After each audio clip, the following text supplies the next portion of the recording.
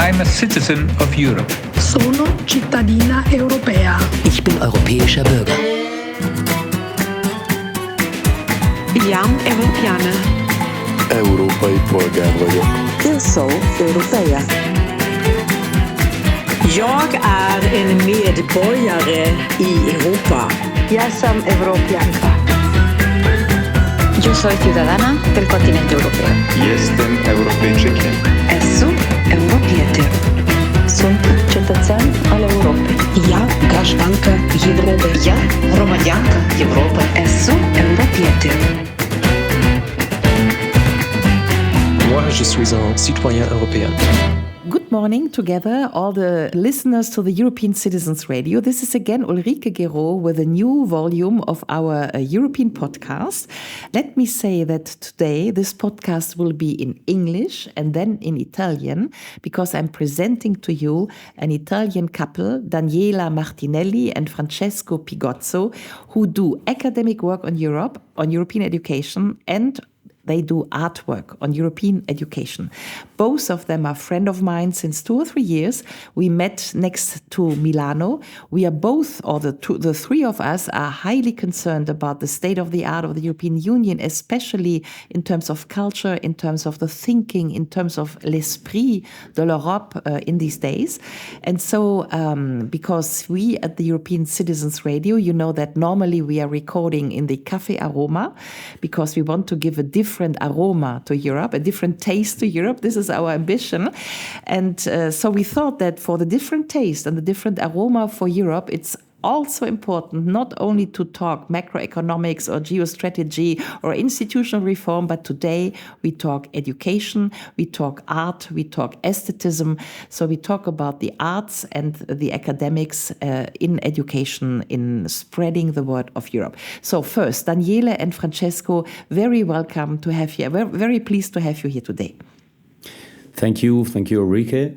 And you hear just my voice because I talk for Daniela too, since she's very shy, and our relation, as you said, it's like a director on a stage, on a theatrical stage, the kind of theatrical stages that we used right before the pandemic to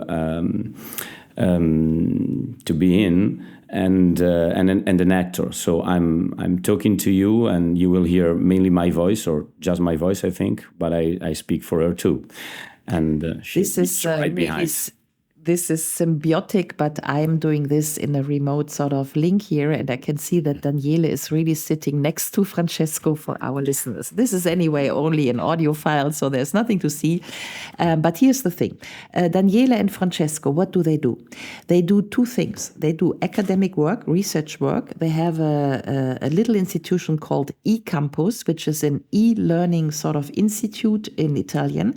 They have been promoting since 15 years a lot of documents on European citizenship in many languages, by the way, also in German, in English, in Italian, in Spanish, in other languages. You can just look at their webpage, and you find their webpage, perhaps to say this, because Daniela and Francesco are partners of the European Democracy Lab, because the European Citizens Radio, as you know, is done by the European Democracy Lab. So us you find very easily on the website, and we have a couple of partners. We have French, Austrian, Italian partners, Polish, Czech partners, because we do Europe. And so go to our website, and then you find Gilles Besati, and then you go straight to the website that is animated by Daniele and by Francesco about the two things of what they do. The one, as I said, is eCampus, academic research on the notion of European citizenship, and the other is art, is aesthetics, is basically teaching or educating about what Europe is, what European culture is, through theater and through staging Europe, putting it on stage. So you can go to their website and you find little clips, very, very aesthetically rich clips about European citizenship and They have all an educational dimension. So here is academics and arts. It comes together. And this is also the speciality of the European Democracy Lab. We want to promote the arts and the culture and the academic when we think about Europe, because Europe is more than the EU, and Europe is more than the Euro, and Europe is more than technostructure. I think we agree on this, Daniela and Francesco. Totally. Okay? Completely. Totally. Yeah. Okay. So, and now, enough of introduction. Let's basically go medias in res. Daniele, Francesco, with your voice. May you perhaps explain how you came as basically just because you don't earn money with it. I mean, you are doing this really in your leisure time, in your free time, with a lot of effort, producing all this educational stuff on citizenship. Yeah. How did you come to this? Why did you find this way? Why it is important to you?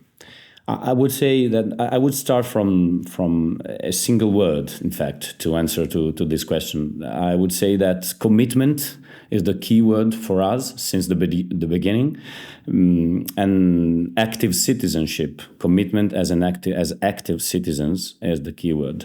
So it was like a journey starting as an exploration to try to understand our world, today's world, our situation as active citizens at the beginning, 20 years ago.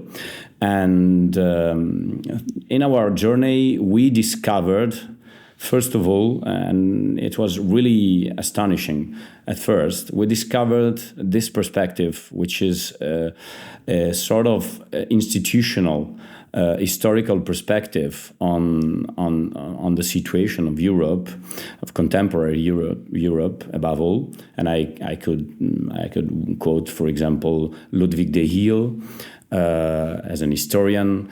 I can quote Altiero Spinelli for sure. I can quote also a less known specialist of political philosophy in Italy, which is Mario Albertini. I don't know if you ever encountered his name, but Mario Albertini taught at the university in Pavia during the 60s and the 70s, and he was a really great theorist of the European integration process, just like Francesco Rossolillo, to talk about another Italian intellectual who did a very good job also on the philosophical side of the European integration meaning in history. I interrupt you. I don't know the last two one you were quoting, but Ludwig de Heel was the first class I took at university in Bonn in 84, when I basically inscribed myself to the university, to the history department. Ludwig de Heel und das Gleichgewicht der europäischen Staatenwelt. So please go on. That's great. That's great because, there would be so many things to say about him and his work and his kind of effort to try to restore a more let's call it equal way to look at European history in modern times, right after the Second World War. So from a German point of view, but at the same time from a European point of view, in fact. And it's really a great work he did. And so we discovered all this literature, all these perspectives, and we discovered also some people who were still working politically in this kind of perspective, and they still work today in a way. So the federalist movement and the federalist environment, let's call it, which in Italy in particular has a very, very strong intellectual roots, because it's linked directly to this kind of reflections about political philosophy, the philosophy of history, and to the engagement, the commitment of Altiero Spinelli, for sure. So that was the starting point for us. And at first, art and theater were the first places where we put our efforts, our creative efforts, to try to just convey this kind of astonishing and at the same time very effective way of looking at our history today to other people, because we felt that this kind of perspective remained a sort of elite way to look at things. It was not mainstreamed. It was a silenced voice. In Italy, for example, but not just in Italy, in France too. I can think about the fact that I'm a specialist of French literature and French culture, and I can think about the fact that the word itself, fédéralisme, due to some historical links to the French Revolution itself, etc., is a kind of F word for French culture. So there are many perspectives in the political and cultural realm of contemporary times that opened up to us, and we just wanted to try to convey this kind of message about the fact that looking at the institutional aspect of European integration was key to simply understand our own situation as citizens, as world citizens too, here in Europe. And it was key also to be active on that scale, and I use this word on purpose because it's become the key word for our scientific research afterwards. On that scale, the European scale, it was key to act if we wanted to move forward in the historical. I can use, maybe it's outdated, but well, I don't know if Ulrike, you think that I can use the word progress. It's really outdated. Obviously you can. Obviously you can. Let me chime in at this point, because first, for our listeners, I guess we have also young listeners, and not everybody is sort of familiar with Italian thinkers like the Hugh or Spinelli. Let's perhaps recast Spinelli, because Spinelli is one of the most famous basically Italian federalist. I agree, I've been many times in Italy, and there is a vivid memory of Italian European federalism. There's really, you will detail this a little bit more to us, but this tradition, I think, is very, very, very vivid in Italy.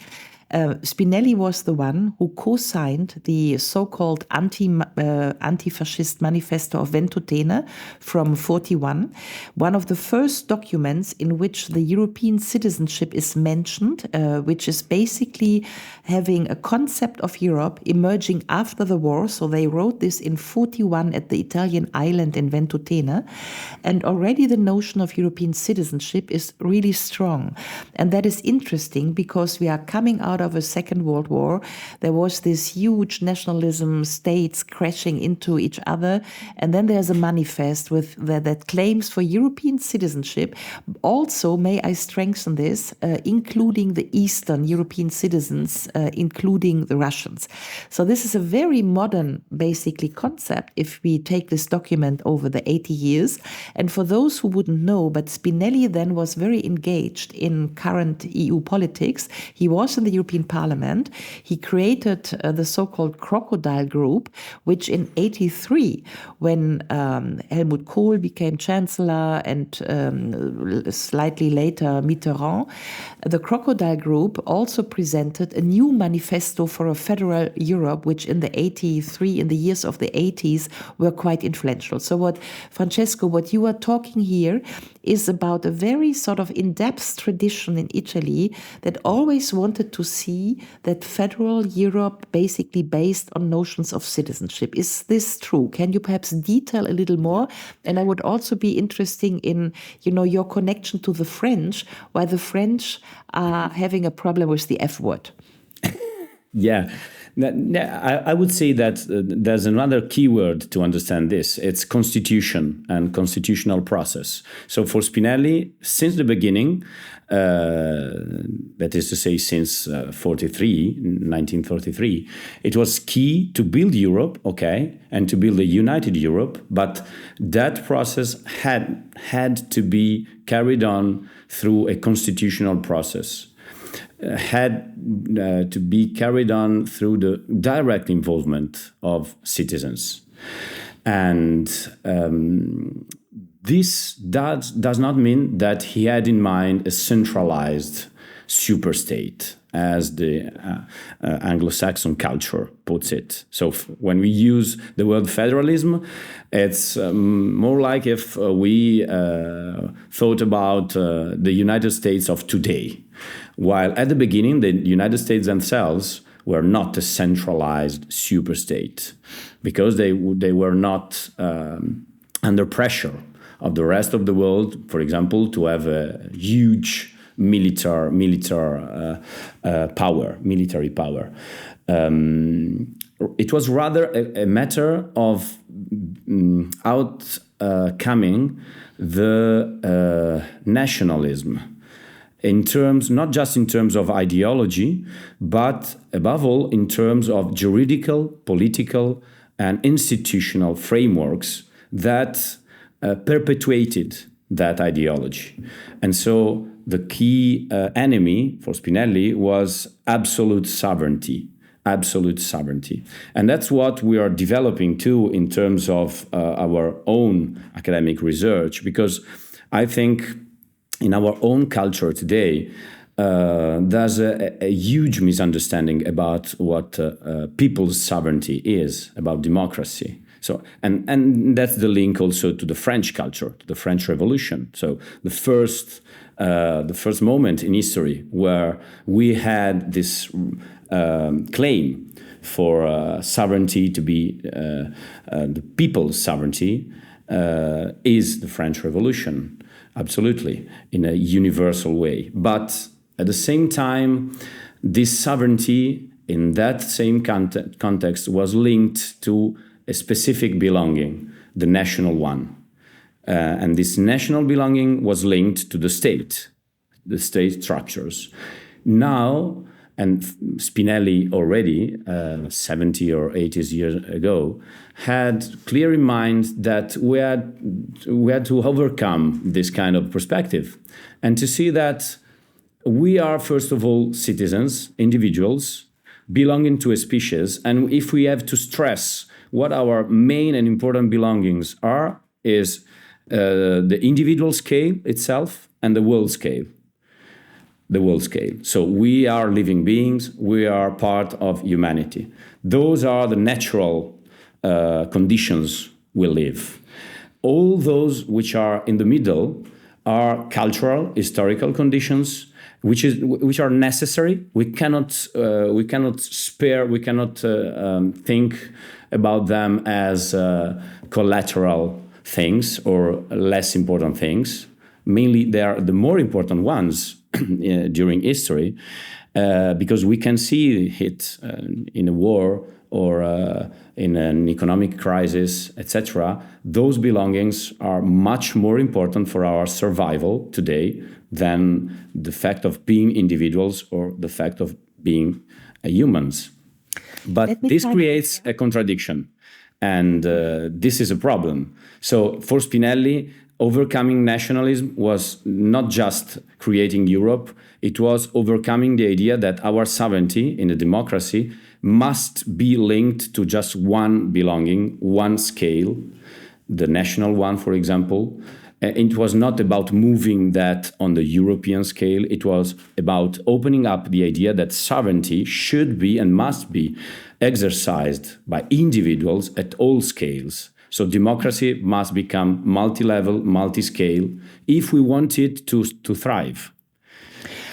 So thanks for these explanations. Just to, I'm going back to my listeners, and perhaps people are not so into these in-depth institutional, constitutional debates of the European Union.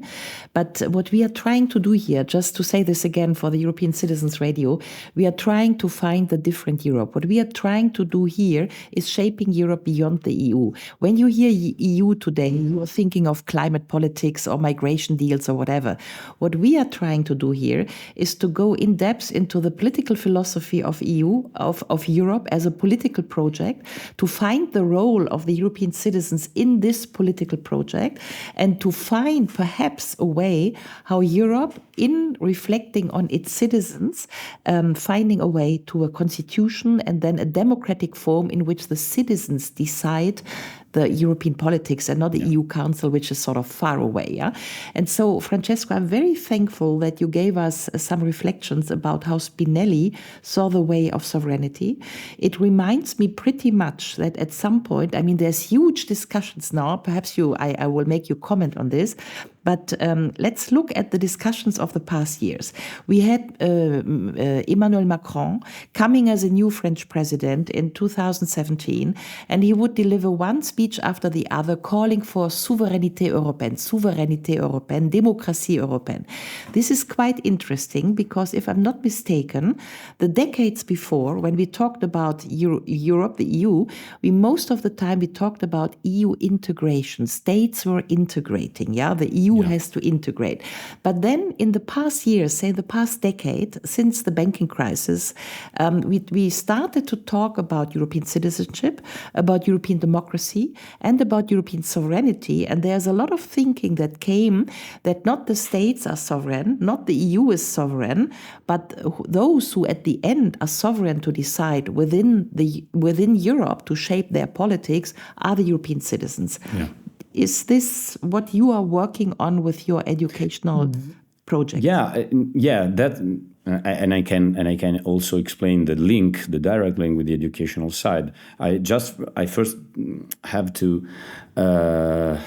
explain the fact that when we talk about European citizens, normally in the general discourse, and also politicians mainly, they mean a rather confusional concept, in our view, that is, for them and for many people, European citizens is just like national citizens, national peoples, while there's a huge difference between treating each of us as an individual, as a European citizen, in terms of national belonging, which indirectly contributes to the European belonging, or directly treating us, dealing with us as citizens, as sovereign citizens, as European citizens. And that's all the difference, I would say, between the institutional situation in which it's the head of state and of states and government who rule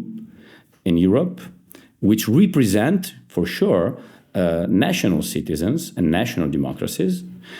On the other hand, the parliament and the powers and the competencies of the parliament, when it has them, in which we are represented directly, more or less, with some problems with the electoral law, etc. But these are technicalities.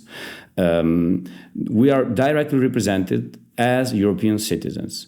And that's a huge difference, because when we talk about Europe and European citizenship, we should and we must, I think, distinguish between these two meanings. And that's key. That's key to be active as European citizens. So that's one thing I wanted to say. Just chiming in here to remind and that's also important in terms of education and pedagogy, I think. Yeah, sorry, we were disconnected for a little second or so, but I was chiming in. Sorry. Oh, no, now we are disconnected. You are still there? I'm still there. You're still there. Okay, the video is away, but Andreas will cut this off. Okay. So I'm chiming in here just to remind all the listeners of European Citizens Radio that this idea that Francesco and Daniele in the back are sketching out here, which is a direct notion of European citizenship, is precisely why we have this jingle, which is the jingle of our podcast. We are citizens of Europe, and we say this in, sono una cittadina europea, je suis un citoyen européen. So this is precisely the jingle, because this is our intellectual idea that we need to think about the sovereignty within Europe in the democratic project of Europe, and we need to shape la citoyenneté européenne, the European citizenship. And so, Francesco, many thanks for explaining what is the background, the intellectual background of this, between the relationship as a national citizen, a direct European citizen, and how we need to reflect this in the institutional making of Europe and perhaps even the constitutional making.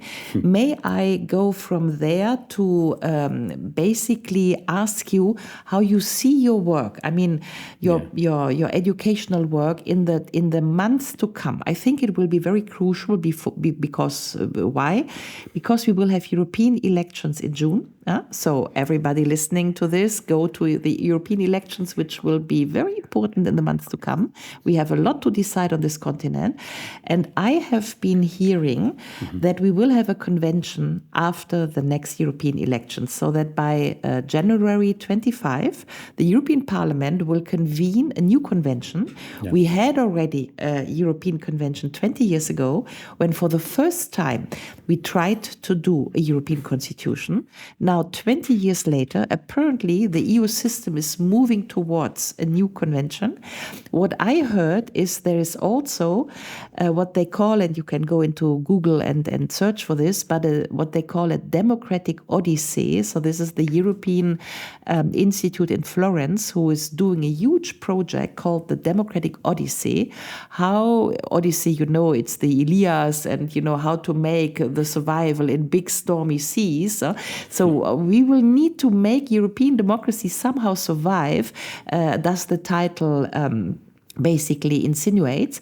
But here's the thing. What they want to create, if I'm not mistaken, they want to create something like a permanent citizens' assembly. So the European Convent that shall be launched in 25 shall be reflecting on a permanent citizens' assembly in the European scheme, which then has also the task to make the European citizens participate in the European policy making. Did you hear about this? Is this impacting on our work? Is that what you are striving for? I heard about this, and I'm not sure about a positive answer to that. I'm not sure about it, in fact, because it's really a good thing on a way, and one would say also that it's not contestable. That's a good thing. But on another side of the matter, I would say that this kind of initiatives in which citizens in a direct way are involved in the decision making without being really offered the power to decide inside the parliament. So I would say that I would rather prefer to give the parliament the power to talk about fiscal policy in Europe, or to talk about foreign policy, etc. on the one hand, and on the other hand, I would diminish some of the powers that the head of states and government have to take decisions for Europeans. So it's my answer on that point is not so positive, in fact. Even if I'm talking from a very windy Florence hills, because we are near Florence, so maybe we will take part. I thought you were in Milan. No, we're not in Milan, but just near Florence, and that's linked to our pedagogical research. Because what I was talking about up until now can seem rather ideological or philosophical, but in fact, it's just behind a whole and practical and concrete and experimental effort in the pedagogical field mainly. Let's dig a little bit deeper. First, I did not want to be sort of in exaltation or totally positive about these ideas of citizens' assembly. I wrote a lot, by the way, about simulative democracy, so simulations of democracy. And I'm arguing like you that all these sort of participatory efforts of making people participate is a little bit like what you in Germany you would call Sandmännchen, when the sleeping sand is given to your eyes so that you have participation, but at the end you get no rights. So this is what in political science you call simulative Demokratie. So there's huge to say about these basically new neoliberal forms of making people feel as if they are presented, but they are only talking. And at the end, they don't have any more rights to decide, precisely to decide on what is really important, which is the social stuff, which are their rights, and which is the budget. So just to say this, and it's important important that we find there, because I think that I read a lot of, as you may now imagine, all the listeners, but I read a lot of Francesco's work. We are hardcore sovereignist in the sense that we are hardcore citoyenista. So we really believe in citizens decide, and citizens should not only participate, because participation is not enough. And that's where pedagogy steps in. We must bet on individuals and individuals growing up in their capacity to take responsibility, in their capacity to understand the world they live in. So it's much more about being against a sort of paternalism. I understand. And in this, you are basically recalling an educational notion in the sense of the Le Citoyen with Immanuel Kant, der emanzipierte Bürger, der mündige Bürger. You're recalling a notion of citoyenneté which we are finding in Rousseau, Émile, so the people who care, who take in hand their own affairs. So what is interesting to me, Francesco, is who are you reaching out to? Because let's be very precise. What I'm observing, doing work in Europe for 30 years. First, I know I basically observe that there's much less talk about Europe, and if we talk about Europe, there's much less political will. We are having populist parties. Everybody talks about racism, populism, whatever. We are in difficult times. We have wars. We have sort of many cleavages in all European societies, Israel, Palestine, religious, region against the towns, urbans against not urbans, and so on and so forth. Yeah. So the European discourse is basically breaking apart. In very difference to the 90s, where everybody talked about European society, where everybody talked about European identity. It's hard for people for me, approaching 60 years, to explain to younger people how it actually was in the 90s, and that everybody was sort of dreaming of political Europe and European identity and so on and so forth. So this is all gone. And if we talk about the EU, then we talk again about migration deals or about climate deals, but not much about philosophy. We don't talk much about sovereignty. We don't talk much about constitution, and we don't talk much about culture.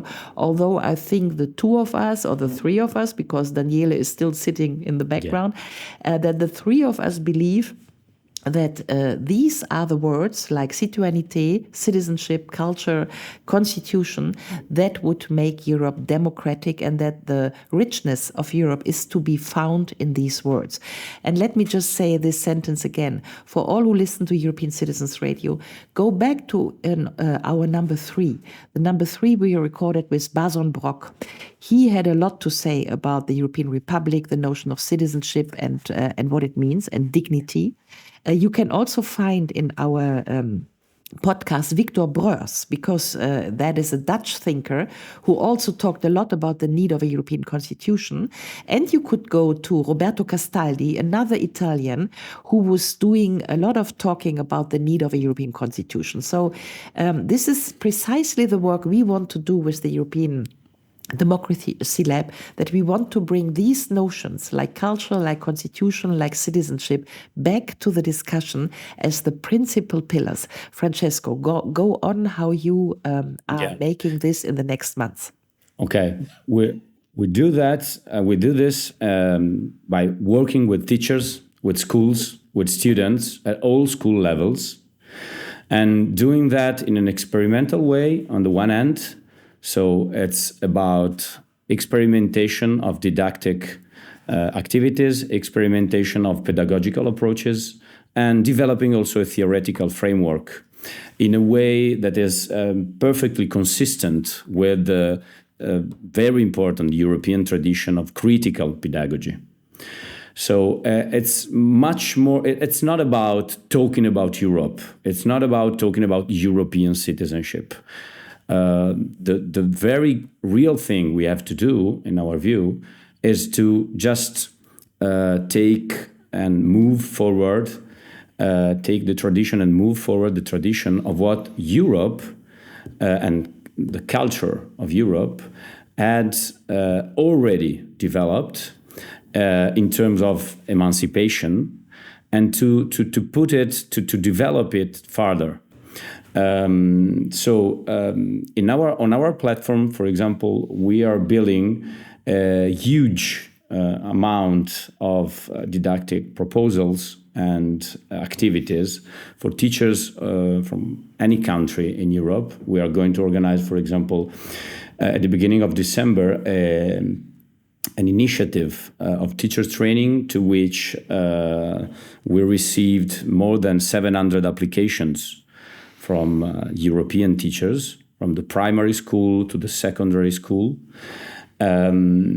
And what we're developing is not just a content-based approach to citizenship and civic education.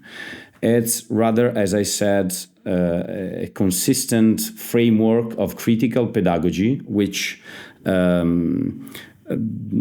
touches to every disciplinary field, which is really transversal to every disciplinary field in the school curriculum.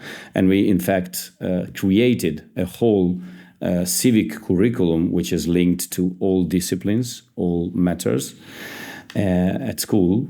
We are trying to adapt it to different national educational systems because we still have, and it's also right to have, in our view, national school systems in a way. At the same time, we would advocate for having inside the European Republic some sort of European scale of school curriculum, for example, for what concerns civic education itself mainly, and linguistic education too.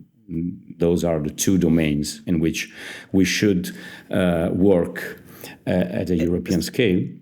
I just want to strengthen for our those who listen to us that this material is available in several European languages. You can download it if you go to the website of Gilles Spessati, so Francesco and Daniele, who are behind doing this work.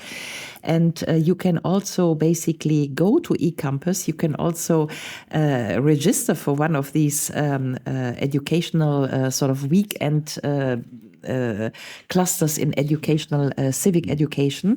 It's very important that we go back to the teachers and that we do teachers training to not forget about this common basis that we need to fill with life, which is the notion of European citizenship if we want to come to a democratic Europe and perhaps shape a constitution after this convention in 25 will at some point be launched. So Francesco and Daniele, you have my high admiration for doing this pedagogical and educational work, for delivering the material which is accessible. You do this with some European aid, I think, but the more also now through this podcast, this can go out to public, that there for teachers is a haven where they can go to find material if they want to bring citizens to think about their citoyenneté européenne. I think this is very important to everybody. So this is very practical and very concrete work, because if we want a European democracy, this European democracy needs to have the European citizens which are animating the European democracy. Francesco, just a little more explanation on because in fact, at eCampus, we founded a research center. eCampus is an Italian online university, is a very big one. And if we founded, me and Daniela, a research center whose title is Citoyenne. And this is a research center devoted to the education and culture of civic agency, exactly. We run several European projects, and now, up until the end of next year, we are currently working in the framework of a teachers training, a Jean Monnet teachers training project, which is part of Erasmus+. And so that's the sort of European aid, as you called it. But we want to stress the fact that this is a competitive financement that we obtained by developing in the last 15 years many European projects devoted to this approach, to this pedagogical approach, which is not focused just on Europe. It's rather focused on a huge need for teachers all around Europe to react to a big issue they feel. I think they feel it, and I can say it because we meet many teachers from many EU countries. The need is for explaining why and motivating young citizens to be active citizens. That's written in official documents everywhere. So we know it's also part of the langue de bois of European institutions themselves, or the national institutions themselves, etc. Okay, but here is a real matter, not just of langue de bois, but of reacting to of interaction also. You know, I mean, I remember I taught a class in your program, and I had a Polish and a Romanian and a Bulgarian and a French pupil or you know, student sitting there, and it's so interesting to read from the eyes of the people who are sitting there how huge is the desiderat, le desiderat, so the wish to think something beyond themselves and their nation. I mean, there is an intuitive feeling of most people in Europe that there is something beyond their nation, and that this Europe is a reality, and that we need to have whatever intellectual access to something like a European culture, European citizenship, and so on and so forth. So, Francesco, Daniele, we are running a little bit out of time, but for all our listeners, we are doing the same thing again in Italian. So I will post the question in English. Francesco and Daniele will answer in Italian. I understand un poquito Italiano, so I think I will be able to manage through this talk again. Help us sending this audio file through Spotify, through YouTube, across the European Union, that from Ireland to Thessaloniki, from Dublin to Thessaloniki, and from Lisbon to, say, Helsinki, we can reanimate the thinking of what it could be European citoyenneté, European citizenship. Let me end, Francesco, Daniele, with the sentence that I think the European Democracy Lab, especially my co-author Hauke Ritz, but the whole lab is committed to reactivate through Europe through the culture. We are deeply convinced that we need to find our intellectual origins, to what we stand for, what are the wordings that we invented, such as citoyen, république, Würde, and all these, you know, precious wordings to build a political system. We need to refine them as Europeans in order to think the Europe for the next century, for the 21st century. Francesco, many thanks. Daniele, many thanks for the pedagogic and educational work that you are doing in very concrete terms on this issue. Thank you for your work, and just go to, for all listeners, just go on our platform to see more concretely than what I could say what we can do for teachers and classrooms all over Europe. I'm a citizen of Europe. Sono cittadina europea. Ich bin europäischer Bürger. This podcast is only possible because of you. The countless viewers and listeners support our work through donations. If you would also like to contribute to the success of this project, please click on the corresponding button on our website www.europeandemocracylab.org. Thank you. Esu Europiete. Sunt cetățean al Europei. Я гражданка Европы. Я громадянка Европы. Esu Europiete. Moi, je suis un citoyen européen.